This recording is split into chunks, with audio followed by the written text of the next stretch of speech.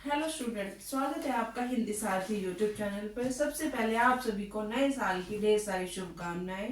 Happy new year to my all students. और आज मैं आपके लिए लेके आई हूँ 12th क्लास की जो पुस्तक है अंतरा, उसके काव्य खंड का चौथा चैप्टर है। कविता है ये, और इस कविता का नाम है बनारस। और इस कविता को लिखने वाले जो कवि हैं, जो लेखक हैं, वो है केदारनाथ सिंह। इनका जन्म 7 जुलाई 1934 को बलिया जिले में हुआ था। इन्होंने जो है अपनी सारी शिक्षा यूपी से ही ग्रहण की थी, और इन्होंने काशी विश्वविद्यालय में काफी समय तक जो है अध्यापन कार्य भी किया था। और इनकी जो कविताएं हैं वो प्रयोगवादी कविताएं हम कह सकते हैं कि प्रयोगवादी कवि थे ये। तो चलिए देखते हैं इनकी बनारस कविता। इस कविता के माध्यम से कवि हमें क्या बताने का और समझाने का प्रयास कर रहे हैं। इस शहर में वसंत अचानक आता है, और जब आता है तो मैंने देखा है। इस शहर के बारे में, बनारस हम सभी को पता है, जिसको वाराणसी अब जो है नाम दे दिया गया है। तो जो बनारस जो शहर है वो बहुत ही प्राचीन शहर है, और आदिकाल से ही, पुराने समय से ही इस शहर की जो अपनी एक मान्यता रही है। यहाँ पर जो है विभिन्न प्रकार के घाटे हैं, और कोई भी जो है अनुष्ठान वगैरह, कोई भी जन्म संबंधी अनुष्ठान हो या मृत्यु से संबंधित कोई भी क्रियाक्रम वगैरह हो, तो हमने देखा है इस शहर में, इस शहर के जो है घाटों पर जाकर ये प्रमुख कार्य किए जाते हैं। तो इस शहर के बारे में ही लेखक ने बताया है, कवि ने बताया है कि इस शहर में जब वसंत आता है, वसंत यानी कि नए फूल खिलते हैं, तो वसंत ऋतु जब आती है तो इस शहर का माहौल कैसा होता है, इस शहर में किस तरह के परिवर्तन लेखक ने ऑब्जर्व किए, किस तरह के परिवर्तन इन्होंने देखे हैं। तो जब इस शहर में वसंत अचानक आता है तो उन्होंने देखा, यानी कि कवि कह रहे हैं कि मैंने देखा, लहर तारा या मड़वा डी की तरफ से उठता है धूल का एक बवंडर। और जब वसंत का आगमन होता है तो उस समय पर धूल भरी आंधियां चलती हैं। तो यहाँ पर जो है लेखक कवि यही कह रहा है कि जो लहर तारा, ये जगह का नाम है, बनारस की एक प्रसिद्ध जगह है। लहर तारा और मड़वाडी जो मोहल्ले हैं, जो शहर हैं, उनकी तरफ से जो है धूल का गुबार उठता हुआ कवि ने देखा। और फिर क्या बता रहे हैं, और इस महान पुराने शहर की जीभ किरकिराने लगती है। और ये तो हम सबके साथ भी होता है। उत्तर भारत के जितने भी गांव या शहर हैं, जब वसंत का आगमन होता है, धूल भरी आंधियां चलती हैं, तो धूल भरी आंधी की वजह से जो है सब जो है वहां पर किरकिराने लगता है, यानी कि जो है रेतीलापन सभी तरफ जो है दिखाई देता है।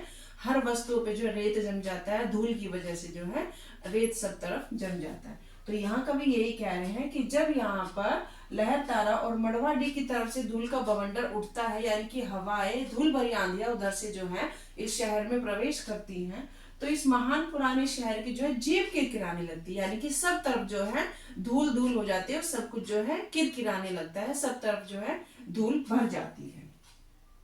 जो है वह सुगबुगाता है, जो नहीं है वह फेंकने लगता है पचकियां।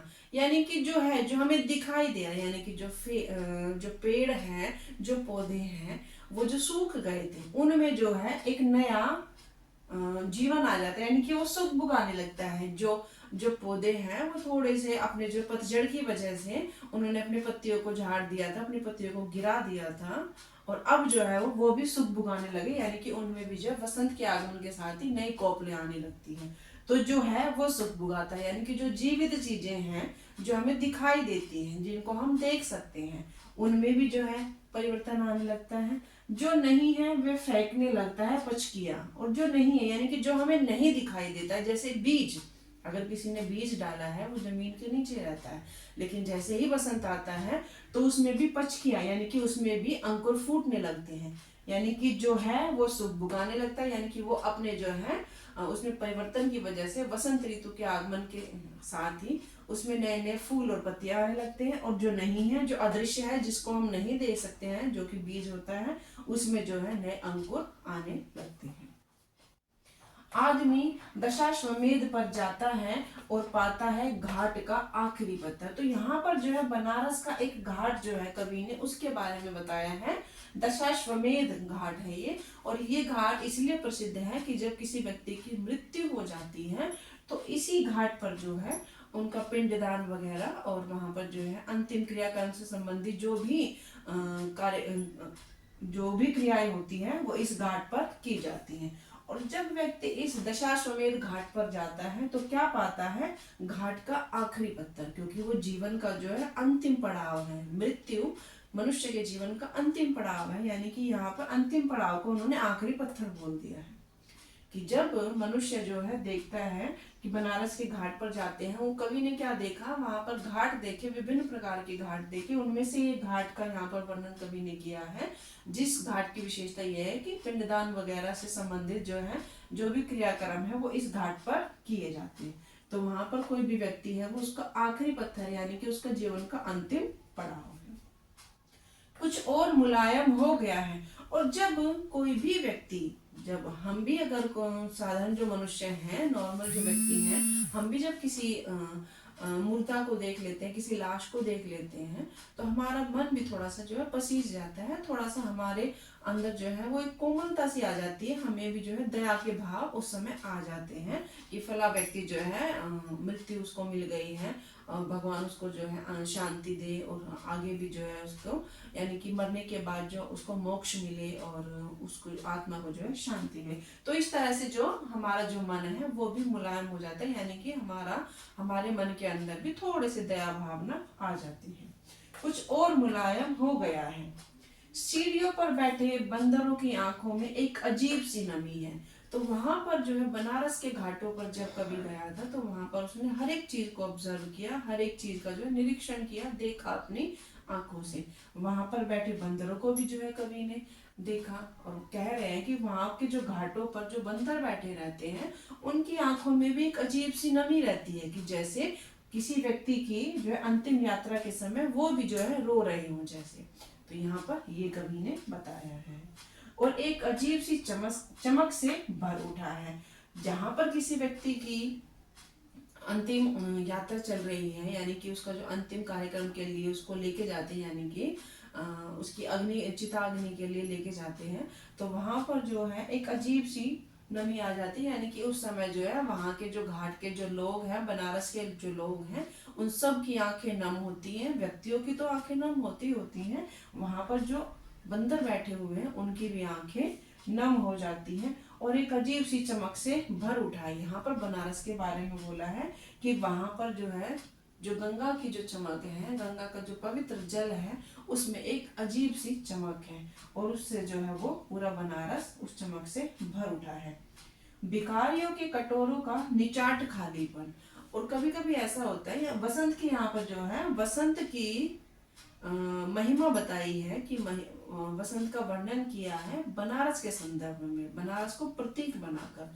तो वहां पर जो है वसंत आगमन के समय क्या है, जैसे पेड़ों से पत्ते झड़ जाते हैं, तो इसी तरह से यहाँ पर भिखारियों के लिए बोला है कि जिस तरह से भिखारियों के जो है कटोरे खाली हो जाते हैं, कुछ समय ऐसा भी आता है कि उनमें जो है उनके जो कटोरे जिसमें वो भिक्षा मांगते हैं, कुछ बर्तन टाइप का होता है, तो वो खाली हो जाते हैं, उनमें कोई जो है कुछ शेष नहीं बचता है, या फिर कोई व्यक्ति जो है। देखिए अगले पैराग्राफ में ये लेखक हमें क्या बताने का प्रयास कर रहे हैं बनारस के संदर्भ में।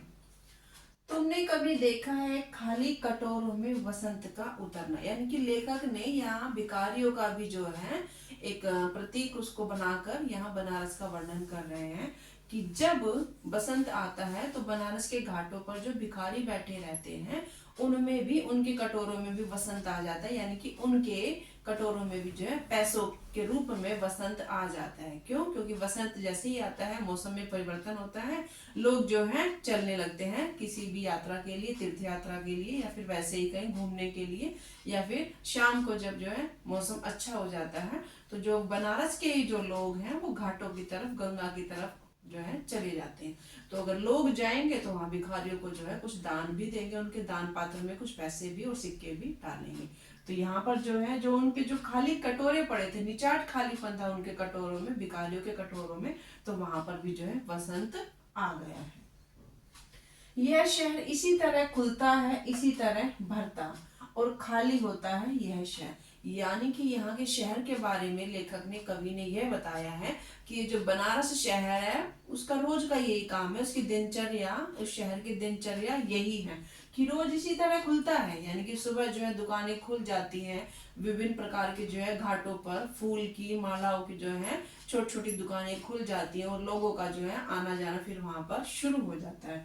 तो ये शहर जो है इसी तरह खुलता है, यानी कि इसी तरह से दिन की शुरुआत होती है शहर की, और इसी तरह से भरता है। यानी कि फिर जो है शाम को जैसे ही कुछ शाम का समय होता है तो लोगों की जो संख्या है उसमें थोड़ी सी कमी आ जाती है। यानी कि जैसे ही शाम और रात होने लगती है तो लोग जो अपने घरों की तरफ लौटना शुरू कर देते हैं।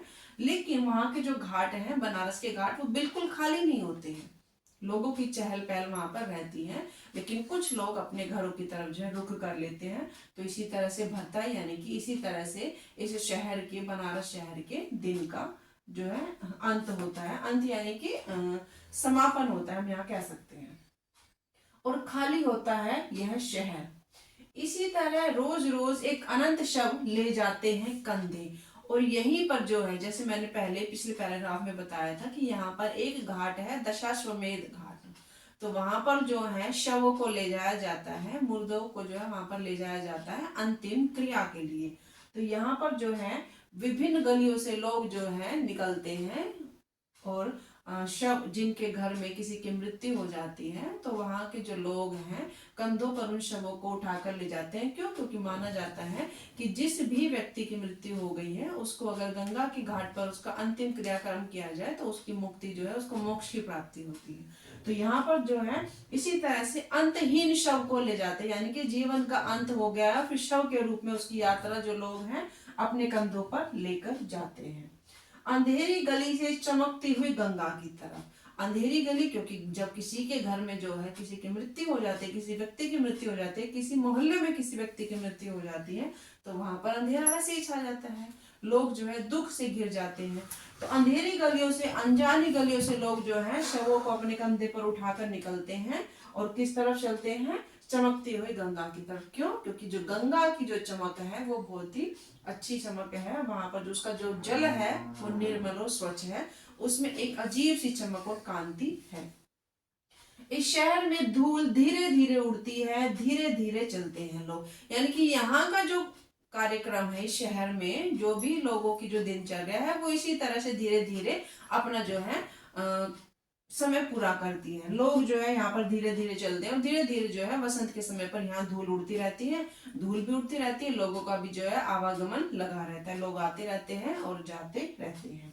धीरे धीरे बजते हैं घंटे, और यहाँ पर जैसे ही शाम का वक्त हो जाता है, सुबह और शाम दोनों की बात की जा रही है, यहाँ पर जो है जैसे ही आरती का समय हो जाता है मंदिरों में जो है घंटे और घड़ियालों की आवाजें आने लगती हैं, शाम धीरे धीरे होती है। और इसी तरह से जब बसंत का जब मौसम है उसमें यहाँ पर शाम इसी तरह से हो जाती है, लोग आते रहते हैं, जाते रहते हैं, यात्रा करते रहते हैं, कहीं किसी मोहल्ले से, कहीं किसी गली से लोग जो है अपने कंधों पर शवों को उठाए लेकर आ रहे हैं। तो ऐसा ही अनोखा है ये हमारा बनारस शहर। तो स्टूडेंट्स, ये थी दूसरे पैराग्राफ के दूसरे पद की व्याख्या इस कविता के। मैं आपको नेक्स्ट वीडियो में जो है इसकी आगे की कविता की जो है वो व्याख्या के साथ मिलती हूँ। तब तक के लिए हैव अ नाइस डे।